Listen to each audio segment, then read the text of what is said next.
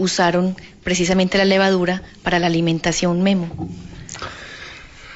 A ver, hay una cultura que es la cultura del trigo, que es la de la media luna fértil, lo que hoy en día es Irán, Irak, Egipto, que desarrollaron un pan que, si bien es cierto no era el mejor pan de todos, ya era el pie para empezar a utilizar un cereal muy importante en la historia de Occidente, que fue el pan, y que de alguna forma tiene símiles en los otros continentes, porque encontraríamos ciertas tortas en el Asia, ciertas formas de pan, porque el pan después se va a desarrollar en la India muy poderosamente. Claro que es gente de la media luna fértil que llevaría el trigo hasta prácticamente hasta China, y después desde esa media luna fértil iría a lo largo de Europa. Los únicos que no logran el pan, sino después de que llegan los musulmanes, tipo siglo VIII, IX, fueron los africanos. Los africanos nunca desarrollaron un cereal importante que les permitiera hacer algo de pan. En América ese pan empieza a hacer simplemente unas tortillas de maíz, pero que cumplen la tarea del pan. Nosotros en Antioquia tenemos una forma de pan quichua, que es la arepa, que ya es mencionada por Ciesa de León en la conquista del Perú, cuando él dice indios de casabe y arepa. O sea, ya era parte de lo cotidiano. El pan lo tenemos que entender como aquel alimento cotidiano, diario, que está en las mesas de las personas. De pronto a veces hay un error, es que los antioqueños no comen pan al desayuno. No, ellos sí comen pan. Lo que pasa es que el pan es la arepa, porque el pan no lo podemos ligar única y exclusivamente con el trigo, sino con alguna forma de cereal donde se logra una tortilla que al calor permite ser o un alimento solo o un alimento que mezcla bien con todos. Entonces ya las variedades de pan comienzan a ser muy grandes en Europa. Por ejemplo, países como Alemania, que llegan a tener 300 formas de pan, países como Francia, del que nos llega un pan que es muy delicioso, pero que es uno de los panes más baratos del mundo, que es la baguette, lo que nosotros llamaríamos el pan francés. Y vienen los panes de kilo, donde son panes grandes, redondos, que se han asado, panes blancos, panes negros, panes con un sinfín pues de mezclas al mismo interior.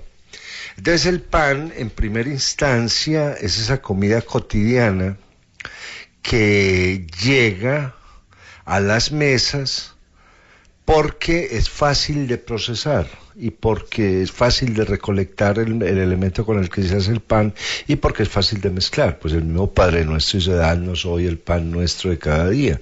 No está hablando de que les dé un pan, está hablando de que le dé un alimento cotidiano, un alimento que se pueda dominar fácil. Entonces ahí, así como hay toda una mitología a lo largo de la aleación de los metales, de la fundición de los metales, también nos vamos a encontrar con una mitología muy bella a lo largo del pan, de la creación del pan, porque el pan tiene que ver con un elemento de altísima transformación, que es el fuego. O sea, el fuego siempre estuvo presente en el desarrollo de las cosas que nosotros tenemos, entre ellas de nuestros alimentos, a pesar de que el llegar a los alimentos cocidos con fuego se demoró la humanidad mucho tiempo, incluso mucho tiempo después de haber descubierto el fuego. Entonces nos encontramos con los panaderos y con las panaderías. Ese nombre de panadería antes era el del horno de pan, porque los panaderos o las panaderas fueron siempre las mujeres, que simplemente amasaban, llevaban sus masas a un horno central, que era el horno de la aldea, por decir alguna cosa. Ahí ponían a asar su pan y luego lo sacaban y se lo llevaban. Eso todavía se ve, por ejemplo, en Marruecos, se ve en algunas partes de España, en algunos pueblos españoles. Incluso hay un término catalán muy lindo que es el forn de pan. El forn de pa es el horno de la población, ¿cierto? Para especificar y hacer el pan. Entonces, antes de que existiera el panadero, antes de que existiera la panadería, existía la mujer que hacía pan y que hacía el pan de su familia, ¿no? Ahí incluso viene un dicho muy particular, que es que cada niño nace con su pan debajo del brazo. Eso implicaba que cada niño que aparecía había que hacer un pan para él, porque era la comida que permitía ser comida en familia. La familia participaba de eso lo vemos mucho en las pitas árabes, de cómo se hace un gran pan y ese pan es para partir. Eso se encuentra entre las comunidades árabes, entre las comunidades judías sefardíes, entre las comunidades griegas y muchas otras comunidades del Mediterráneo, como los de la península balcánica, el pan grande que se hace para compartir, para partir. De hecho, ya los evangelios también dan razón de ese pan que se comparte. Entonces, cuando se habla de la última cena, se está hablando de cómo Jesús parte o comparte el pan con sus apóstoles. Ahora, a lo largo del pan, de la estructura del concepto del pan, nos vamos a encontrar con panes que se mezclan con otras cosas, como se decía que eran, por ejemplo, los egipcios, que lo mezclaban con paja, incluso con piedra, o sea, con arena, para darle más consistencia a ese pan. Entonces yo me imagino que lo comían y escupían la arena, ¿cierto? Así pues como hoy en día hay tanta gente que come fruta y escupe la fruta, o eso simplemente... hay que tener en cuenta que los alimentos los reconoce uno en los primeros 7 años de vida, y después del 7º año, si durante esos 7 años le mezclaron paja, uno le sabe bien el pan con paja o con pequeñas piedritas o lo que sea.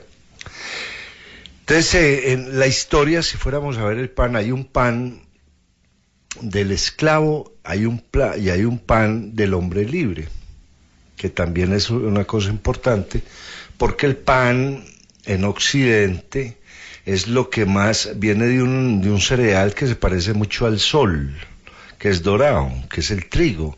Entonces nos encontrábamos unas formas de pan, al que se le daba forma a través de la levadura. Entonces la levadura lo que hace es levantar el trigo, esponjarlo y darle forma al pan. El pan del esclavo es simplemente harina con agua. Entonces nosotros hablamos o reconocemos el pan de la esclavitud como ese pan ácimo sin harina que durante toda la Pascua hebrea, por ejemplo, vuelve y se hace para decir: este fue el pan de la esclavitud, este fue el pan que comíamos nosotros porque éramos esclavos. De ahora en adelante comeremos pan con levadura, le daremos forma, etcétera, etcétera. A lo largo de la historia del pan y antes de llegar a la panadería, ¿qué hacían las señoras? Habían panes para determinadas oportunidades. Entonces nos encontramos un pan de todos los días, nos encontramos un pan para la comida semanal, nos encontraríamos formas de pan religioso incluso, que se utiliza la iglesia ortodoxa griega, así una especie de pan religioso para repartir entre sus fieles. En el judaísmo está la jalá, que es un pan trenzado para el sábado. Y nos encontraremos con panes de fiesta, panes a los que les van a agregar dulces, frutas secas, que le daría un gran sabor a ese pan. Incluso hay un pan muy particular para las fiestas de San Juan en Barcelona que se llama la coca. Entonces la gente toda sale a pedir pan coca, ¿cierto? Imagino que los de la DEA pues sufrirán mucho ese día porque se da un tráfico muy particular entre ese tipo de panes. Dentro de esa historia del pan, entonces nos vamos a encontrar con el pan cotidiano, el pan de las celebraciones, el pan especial, que va a ir o se va a llamar o le vamos a dar el nombre de tortas, que eso es otra forma de pan en todo un matrimonio. Es un pan muy elaborado, es un pan al que le van a agregar pasas, se le va a agregar vino, se va a cubrir con cierto tipo de dulces. Y nos iríamos a encontrar también con el pan de los muertos, ese pan que en muchas culturas se ponía con el cadáver para que el cadáver hiciera un viaje largo y tuviera algo que llevar con él. Entonces estas mujeres obviamente hacen el pan en la casa, tienen que recurrir al horno central, y a alguien se le ocurre que puede mejor contratar a unas mujeres que hagan ese pan y que las señoras de la casa, en lugar de hacerlo, vayan y lo compren. Y ahí aparecería una forma de panadería. Pero durante muchos siglos, prácticamente hasta el siglo XX, los panes principales se seguirán haciendo en la casa. O sea, ya no se desarrolla más la teoría del horno, ya el horno se integra a la cocina y ahí las mujeres seguirán haciendo el pan, pero irán a comprar los panes especiales a la panadería, donde el panadero, como todos los profesionales, desarrolla toda una serie de categorías de pan. Entonces hay panes blandos, hay panes duros, hay panes crocantes, hay panes dulces, panes salados, panes negros, panes blancos, panecillos, y empieza pues toda una variedad en esa industria. Ahora, ese pan está dando una lectura muy importante del mundo en el que se vive y de la cultura en la que se vive, porque el pan se va a empezar a moldar a ciertos tipos de situaciones, como la hamburguesa en los Estados Unidos, por ejemplo. Entonces se va a hacer un pan de hamburguesa, y ese pan pues permitirá morder la carne, sostener la ensalada que hay dentro de la hamburguesa y permitirle al otro comer. Pero también nos vamos a encontrar el pan para los perros calientes, que su papel es sostener la salchicha dentro del pan. Nos vamos a encontrar con panes a los que se les va a echar algo encima, tapa en las formas de tostada, donde les vas a echar mantequilla, les vas a echar mermelada, les vas a echar pues ya lo que se quiera, mayonesa, lo que se quiera, para comerlo. Entonces veríamos en primera instancia un pan casero y después un pan de la panadería. El pan de la panadería es más especializado que el pan casero. El pan casero es para todos los días. Luego veríamos cómo esa panadería empieza a convertirse en otro tipo de negocios que gira de todas maneras alrededor del pan.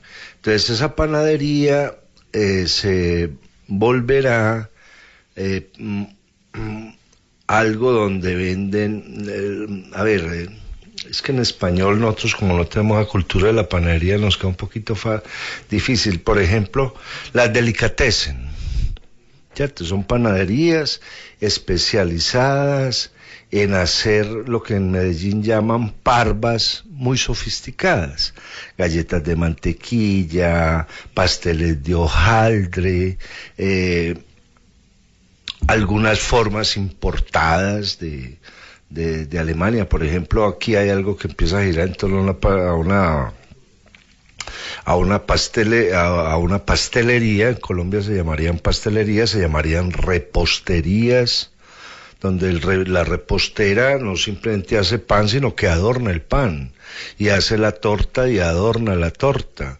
Y se van a dar negocios como el Astor, por ejemplo, que gira alrededor de formas de panadería, como el Salón Versalles, que gira en formas de panadería, para citar a la gente, porque lo que más convoca es el pan. Ese pan siempre está convocando.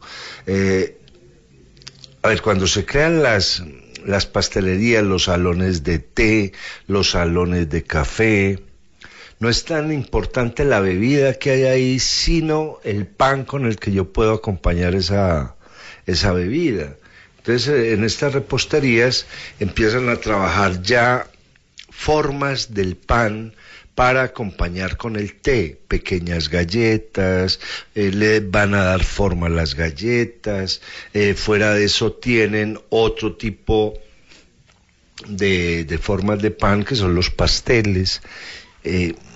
Aunque a nosotros confundimos el pastel con la pastelería mora y árabe, ese pastelito, lo que aquí llaman un encarcelado o la señora antiguamente llamaban un encarcelado, eran formas árabes pero un pastel es una pequeña torta, puede ser, en inglés son muy claros, el pie o en alemán el Kuchen, un pedazo de algo de manzana, un pedazo de algo de naranja. Entonces habría todo un desarrollo en ese salón de té, porque la gente diría, quiero un trozo de pastel de fresas, y ahí va, quiero un trozo de pastel de manzana, de pera, de lo que se quiera. Entonces, la clave de esto es que el pan es lo que más nos convoca, porque el pan es lo que nos da vida. Pero esto es como quien dice un uso social del pan. Y Memo, ¿podríamos hablar de pronto de un uso religioso? A ver, todas las religiones tienen el pan, al menos las occidentales. El pan es lo que se comparte. El pan es el alimento que se comparte. El pan es lo que nos une para sobrevivir. Entonces, en el cristianismo el pan cumple una tarea muy clara, lo que llamamos la hostia, que es una forma de pan sin levadura, un poquito más delgadito, que cumpliría con ser el cuerpo de Cristo, el cuerpo simbólico de Cristo. En el judaísmo el pan es, por ejemplo, el pan con sal es la paz que se le desea al otro. Memo, ¿cierto que en el judaísmo el pan no se parte con cuchillos, sino con la mano? Con la mano. ¿Por qué? La mano. ¿Por qué, Memo? A ver, porque el pan, al ser vida, debe estar unido con la vida. Entonces, si yo lo intervengo con una herramienta, en este caso un cuchillo, aíslo mi vida del pan, pero yo debo tocar el pan. Y no solo en el judaísmo, en todas las culturas, el pan se parte con la mano. Que inclusive ve uno hoy en la mesa, no es bien visto que la persona coja el pan con una herramienta, sino que lo debe tomar con la mano. Sí, claro, es que, mire, el pan, hay toda una tradición sobre el pan. El pan, primero, al indicar vida, lo tomo con la mano para que mi vida se integre a esa vida. Ese pan me dará más vida a mí, ¿no?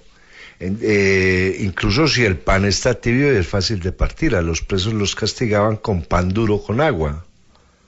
No pan con agua, sino pan duro, pan difícil de partir, ¿cierto? Eso primero. Lo segundo es que al partir el pan se está bendiciendo el pan. Incluso hay bendiciones para el pan. Dentro de todas las religiones occidentales ese pan se bendice para significar los bienes de Dios sobre la tierra. Porque lo más perfecto de todo lo que ha logrado el hombre ha sido el pan. Hay todo todavía hoy en día, donde pues está la variedad de panes. Si entramos a determinar el desarrollo del pan a lo largo de la industria, de la historia, nos vamos a encontrar que fue la primera industria del hombre.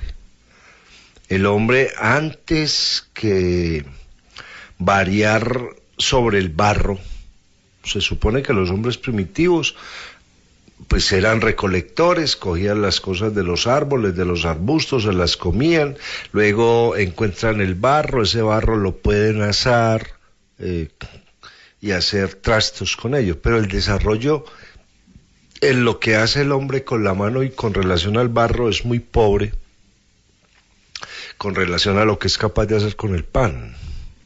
Con el pan el hombre sí hace grandes desarrollos, y hace grandes desarrollos es porque es un elemento que está fabricando y que puede probar permanentemente, y al irlo probando pues lo va mejorando, y al irlo probando lo va mezclando con otras cosas.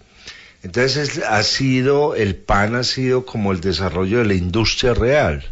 El pan permitía mejores intercambios que las mismas vasijas de barro. Había pueblos que no necesitaban vasijas de barro para nada. Eran pueblos que pasaban por ahí y necesitaban era comer, ¿no? Ahora, el pan va a tener un carácter, ahora que hablabas del pan religioso, va a tener un carácter sagrado en la Biblia, pero muy, muy importante. Empezando por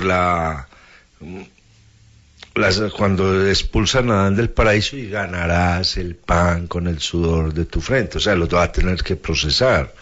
Ya en la historia de José nos vamos a encontrar con ese sueño que tiene de las 7 vacas gordas, 7 vacas flacas, y cómo salva a Egipto y a los pueblos aledaños de una gran hambruna, simplemente porque había guardado trigo, el elemento clave para hacer el pan. Ya después se pasa a los evangelios, y ahí ya se da otra versión muy, muy interesante del pan como representación divina. Entonces el pan sufre pues todo un mundo de transformaciones hasta llegar a los panes que hoy en día conocemos, y como la industria panificadora es una industria pues de las más avanzadas del mundo, porque tienen que estar proveyendo de pan diariamente a millones de personas. Esto implica que la maquinaria se haya sofisticado, que el uso de las materias primas esté optimizado, etcétera, etcétera. Ahora, dentro de otros pueblos, o veríamos el pan desde 4 cereales importantes. Un cereal importante que es el trigo, con todas sus variantes, que es el pan europeo, ese pan que nosotros conocemos como pan. Veríamos todo el mundo del arroz en el Asia, que es el cereal asiático importante, con muchas manifestaciones de, como decíamos ahora, de torticas que nacen a partir del arroz y de las posibilidades del arroz. Sobre todo el arroz indio, el de la India, que es un arroz muy largo, tremendamente largo, y que tiene un sabor muy particular, porque nosotros estamos enseñados a un arroz turco, ¿cierto? El arroz de nosotros es un arroz que se trae de Turquía, que es el famoso arroz blanco que se parte, se abre como el pelo cuando tiene horquillas, etcétera, y cuando comemos otros arroces nos da cierta cosa, porque el arroz, como el trigo, tiene n número de variedades, y dentro de esas variedades estarían pues todas las posibilidades que se hacen con el arroz con relación al pan de arroz en la China, en la India, luego vendríamos a América, donde los aztecas, los méxicos, es decir, todos los grupos indígenas que viven en México, le dan un enorme desarrollo al maíz, porque incluso hay ocasiones donde uno se ríe cuando alguien dice, no, es que Antioquia, Medellín, es la capital de la cultura maicera, ¿no? Aquí nosotros no tenemos idea de comer maíz. Lo único maíz que nos comemos es la arepa y una mazamorra. Pues nosotros no tenemos idea de qué es el maíz o para qué sirve. Eso lo saben son los mexicanos. Los mexicanos han hecho con el maíz lo que usted se quiere imaginar. Desde las tortillas secas, húmedas, para los tacos, desde pues sopas de maíz con vegetales, o sea, desarrollan toda una cultura del maíz.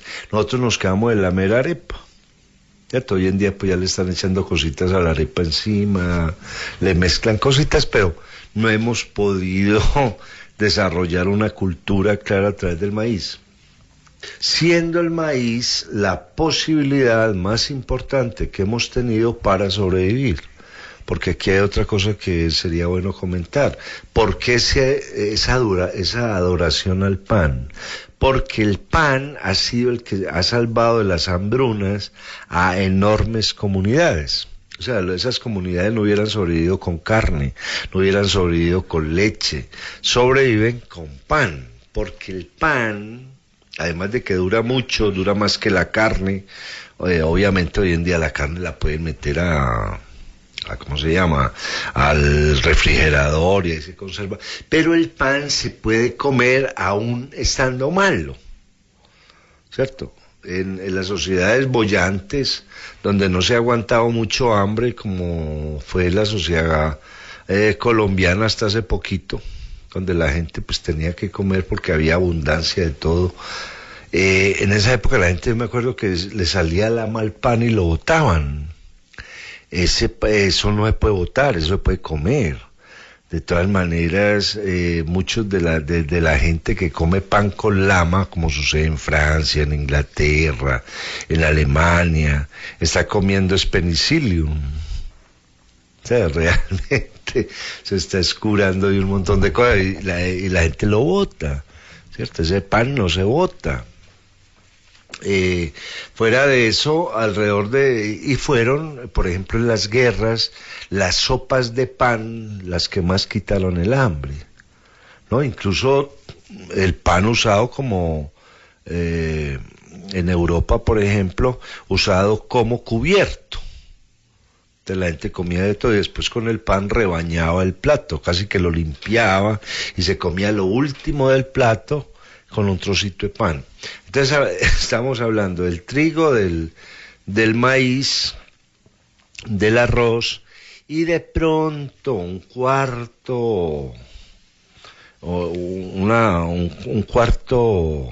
cereal, aunque esta vez no es un cereal sino una raíz que permite hacer un pan muy importante que es la mandioca, ¿cierto? Entonces la mandioca, que es utilizada por muchas tribus americanas, era prácticamente la yuca venenosa, saber escurrir la yuca, después moler esa harina y producir formas de pan con esa harina.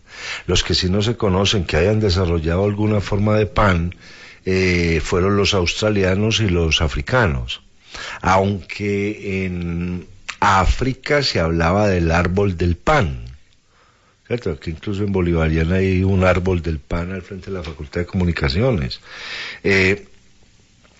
indicando que eso era comestible.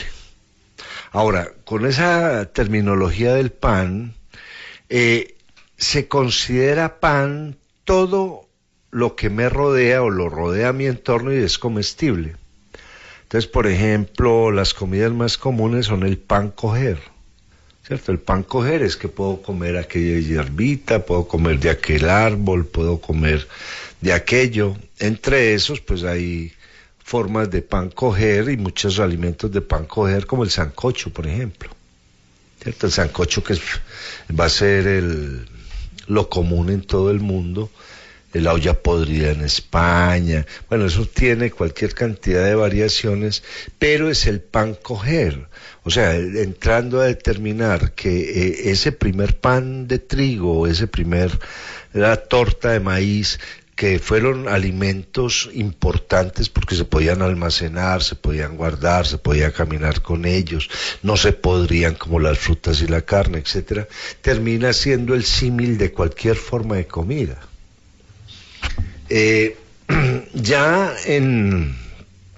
Cuando aparecen las ciudades, el pan sufre una serie de desarrollos importantes. Ya el hombre del siglo XVI, XVII, XVIII es un hombre que conoce la panadería, y las panaderías se van a especializar de acuerdo con...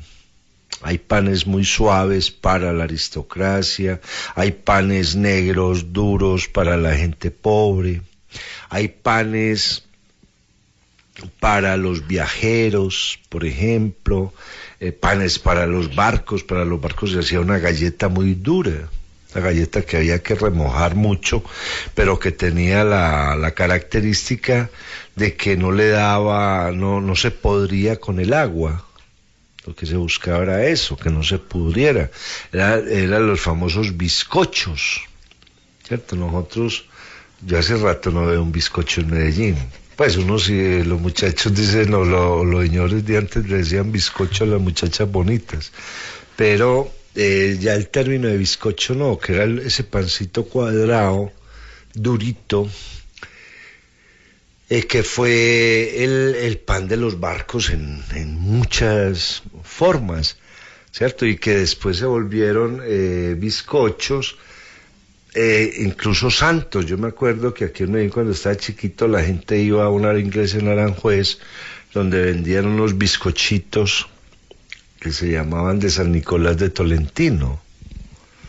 Entonces la gente iba, creo que sí, así se llama la iglesia de Aranjuez de San Nicolás, y la gente traía bizcochitos chiquitos, ¿cierto? Como dadores de vida, además muy lindo, porque era como el don del santo, de cómo el santo, San Nicolás, daba vida. Entonces nos vamos a encontrar durante esos siglos con la sofisticación de la panadería, con el logro importante de la gastronomía, porque mientras la comida de carne, las verduras, las frutas tenían un desarrollo paralelo, siempre estuvo la panadería. Y hay una cosa que es muy particular, de cómo la panadería nunca se mezcló con los otros alimentos, siempre fueron dos oficios diferentes. Del panadero, que era el manejador del horno, el amasador, el que hacía unas figuras muy bellas, y al lado estaba el que partía la carne, las verduras, las cosas, pero nunca se mezclaban, nunca hubo una persona que hiciera las dos tareas, excepción hecha de las mamás. Además, Memo, que uno ve que el pan parece que es muy fácil de hacer para las tribus nómadas. En estos días miraba en la televisión internacional unos beduinos y en medio del desierto apilaron una cantidad de piedritas, hicieron una especie de horno, amasaron su pan, lo metieron allí y en medio del desierto estaban comiendo su pan. Sí, claro, incluso hablando del desierto, pues a pesar de que lo que voy a decir cause cierto asco, hay panes que simplemente se hacen con mujeres que se meten el trigo a la boca, lo muerden y de ahí sale la pasta, se pone al fuego y ese es el pan, ¿cierto? Por ejemplo, eso se debe haber hecho cantidad de veces entre los caravaneros que venían de China, que atravesaban por el desierto de Gobi, que pasaban por Afganistán, pues por ahí es muy difícil encontrar agua, entonces llevaban muy poca agua y aprovechaban a sus mujeres para que estuvieran mordiendo y de la boca salía lo que iba a ser el pan y eso era lo que se comían. Entonces, pues que eso es una forma de entender la importancia del pan, que funciona aún sin otras cosas, ¿cierto? Porque, por ejemplo, hay muchos panes en el desierto, ahora porque los beduinos conocen el horno, pero antes se asaba sobre piedras. Entonces simplemente se colocaba sobre la piedra y el sol se encargaba de hacer el resto del trabajo. Por eso son panes tan delgaditos. Entonces son muy sabios en ese sentido. El que tenía el horno pues facilitaba para hacer panes más grandes, el calor, sobre todo los hornos europeos. Pero los hornos con poco calor o hornos que necesitaban amasar mucho pan, tenían que utilizar panes muy delgados, que se asaban rápidamente. Entonces así un panadero o el hombre del horno en la época primitiva y todavía en algunos países islámicos se da ese caso como en Turquía, en Anatolia, es el hombre que recibe panes muy delgados y la señora los espera para que se los lleve, o sea son panes que están en 5 minutos, 7 minutos, que esa es otra de las cosas interesantes, de que el pan se cuece muy rápido, se cose muy rápido. Entonces sufre la cocción del pan es rápido. Y hay una cosa muy importante con el pan, además de ser ese símbolo dador de vida, que además se puede leer la historia de Ruth en la Biblia, de cómo los hombres de Booz van cortando el trigo, van haciendo las gavillas, pero a pedido de Booz van dejando que suelten pedazo de algunas espigas para que las mujeres que vienen detrás, pobres, tengan con qué alimentarse. Costumbre que todavía se utiliza en Israel, por ejemplo, ¿cierto? Siguiendo la historia de Ruth. Entonces nos encontraríamos en ese tipo de hornos, nos encontraríamos en el desierto también con ya el horno sofisticado que permite grandes cocciones para panes que van a durar mucho. Entonces cuando hablamos de panes de 2-3 kilos, redondos, grandes, que se parten como un queso y que a una familia le puede durar una semana o 15 días de donde se va partiendo el pan. Entonces aquí viene una cosa muy importante y era que se asaba el pan y se creaba el hogar. el hogar, esa era esa fogata donde siempre había encima de la fogata, encima del fuego, había una olla con agua a la que le iban echando cosas. Entonces llegaba, le echaban zanahorias, remolachas, lo que hubiera, un poquito de sal, siempre había comida, y esa comida se entendía bien con el pan, sobre todo en la cultura española, que es una cultura donde el pan es completamente necesario, en la cultura china donde el pan es necesario, en la cultura italiana donde el pan es necesario al momento de comer, porque hay culturas que no utilizan el pan al momento de comer, aunque hacen grandes cantidades de pan. Entonces, por ejemplo, en Alemania la gente no usa el pan al momento de comer. El pan hace parte del desayuno, hace parte de esto, de lo otro. Y ya, finalmente el pan va a entrar o a convertirse en la comida más fácil de todas. Entonces vamos a encontrar con formas como el sándwich. El sándwich se prepara fácilmente, se lleva fácilmente, la hamburguesa, con un pan muy especial que es la pizza, ¿cierto? Que realmente es un pan al que le ponen encima un queso y encima del queso le ponen cosas, ¿cierto? Pero la pizza no es otra forma que un pan. Ahora hay formas de pizza, si uno pide una pizza romana es un pan ancho, ¿cierto? Es grande, puede ser de 2 dedos de ancho, como también hay las pizzas napolitanas muy delgaditas, muy bien desarrolladas como forma de pan, y ya pues el pan se convierte en n número de formas para darle gusto a la gente. Ahora que el pan últimamente ha sido muy atacado porque engorda, porque no sé qué, bueno, el pobre pan sufre cualquier cantidad de cosas, aún así lo primero que reconoce un niño que es comestible es un pan, y el olor más fácil de reconocer, de saber qué están haciendo, es el olor al pan. Decía don Simón Guberek, hablando de de Alberto Lleras Camargo, que cuando Alberto Lleras Camargo salía por Bogotá a las 6 de la mañana para el periódico o donde fuera, que Bogotá olía a pan. Y todavía hoy en día la mejor ciudad donde se hace el mejor pan de Colombia es Bogotá, porque ahora es una cosa muy simpática, mientras en Bogotá se hace un excelente pan y hay muchas formas de pan, entre nosotros ha sido la industria de golosinas, ¿cierto? Es pura confitería. El confite, como lo entendemos ahora, por las formas que tiene, son formas de pan.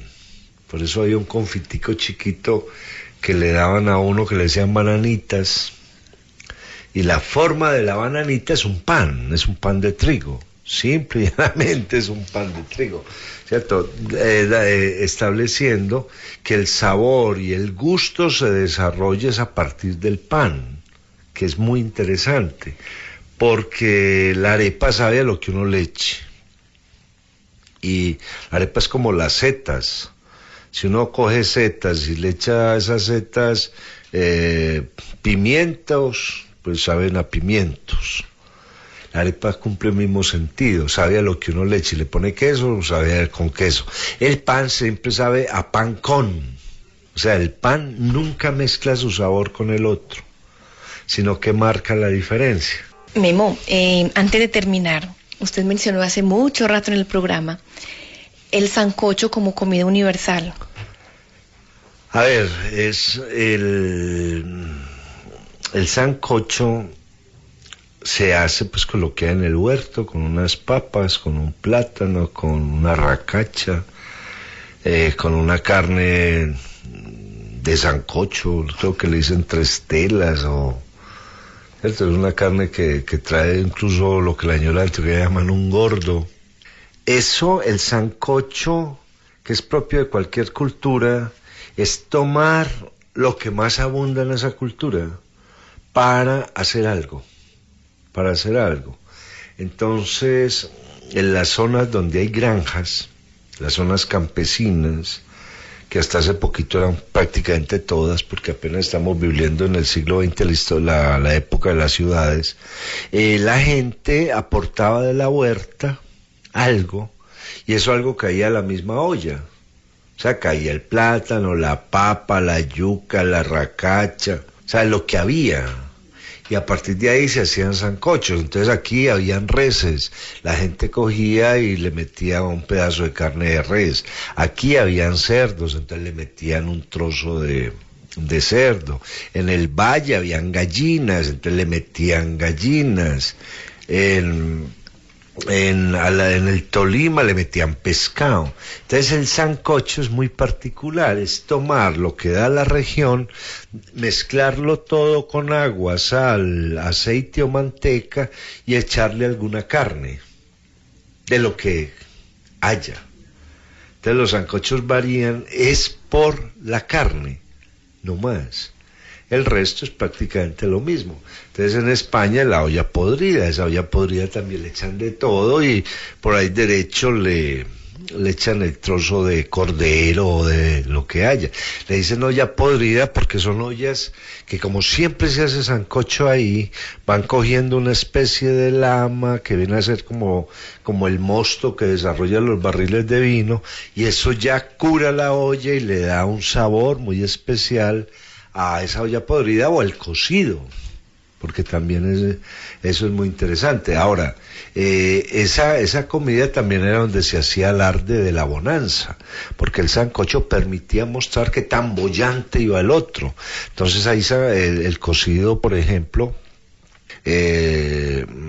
madrileño, que a pesar de que no es un sancocho, pero en algo se le parece, es mostrar mi capacidad en carnes, en legumbres, y eso después se va a mezclar con el garbanzo, que es lo que le da la forma al cocido. Entonces los sancochos los va a encontrar uno en Francia, en Polonia, Rusia, pues en todas partes, siempre hay esas formas de cocinar. ¿Por qué es tan apetecido el sancocho? Porque es toda la cocina, todo el almuerzo en una sola olla. ¿Cierto? Hacer otro almuerzo implica utilizar varias ollas, varias técnicas, la receta para hacer el arroz, cómo vamos a hacer la carne, cómo vamos a hacer las papas. O sea, se volvió una comida muy lenta. Pero ese sancocho, que era el hogar realmente, es echar todo lo que nos vamos a comer en la misma olla sin ningún problema y se sazona lo uno con lo otro. ¿Cierto? Es lo que hacen en los restaurantes populares. Pueden hacer frijoles, por ejemplo, los restaurantes de carretera, y ahí meten cerdo, res, gallina, y hay de todo. Pues, si alguien fuera y probara eso, pues comería de todo. Simplemente que después vea unos frijoles, por favor, y se los traen, ¿cierto? Y eso, pues, sabe muy, muy interesante. Pero es porque eso ha tenido una mezcla muy similar a la del sancocho. Yo creo que para terminar podríamos establecer tres cosas importantes. Alrededor del pan es que se crean las culturas. Y fue alrededor del pan, mientras el hombre esperaba a que madurara el trigo, a recolectarlo, a molerlo, a prepararlo, a asarlo. Todo ese tiempo le permitió al hombre elaborar un montón de pensamiento conceptual, o sea, crear conceptos sobre el cielo, sobre el cuerpo, sobre qué nos pasa si nos morimos, llegar pues a filosofar, etcétera, etcétera. Segundo, la prosperidad de una ciudad nació de su capacidad de hacer pan, ¿cierto? Egipto era famoso por eso, en todo el Medio Oriente, porque tenían trigo. Y la gente iba por el trigo. Entonces lo que hizo importante a Egipto durante muchos siglos, pues se dice que los egipcios no cambiaron de estilo de vida en 3000 años, fue saber sembrar trigo. Y eso le dio todo el nombre a esa cultura. De hecho, otras culturas que seguramente existieron pasaron desapercibidas, seguramente porque no fueron capaces de llevar o de sembrar debidamente ese trigo. Y hay un tercer elemento, y es que a partir del pan nacieron los rituales religiosos, ¿cierto? Porque ese pan dador de vida, que se mezclaba ya con agua, con vino, con algunas formas, le dieron paso no a la religión, pero sí al ritual, a entender el mundo a través del pan, y de cómo ese pan me está permitiendo el futuro, me está permitiendo el mañana, me está diciendo que voy a sobrevivir. Ese pan, pues, dentro de los castigos de las prisiones, como decíamos ahora, lo más duro era el pan duro con agua, pero ese pan le aseguraba al preso que iba a vivir, ¿cierto? Entonces el pan tiene esa simbología importante que nos permitiría hoy en día volver a recuperar muchas cosas si volviéramos a hacer pan, y es volver a recuperar el sentido de sabernos útil y el sentido de saber que podemos transformar la naturaleza, que es una cosa que de pronto se ha perdido, porque como estamos comprando las cosas en otro lugar, no nos estamos dando permiso para ser transformadores. Pero la primera transformación importante del hombre fue la del pan, que eso es importante, a pesar de que vienen pues transformaciones de los metales, etcétera, etcétera, pero el pan se vuelve importante porque es una transformación diaria, cotidiana, que hay que hacer todos los días para que la comunidad sobreviva.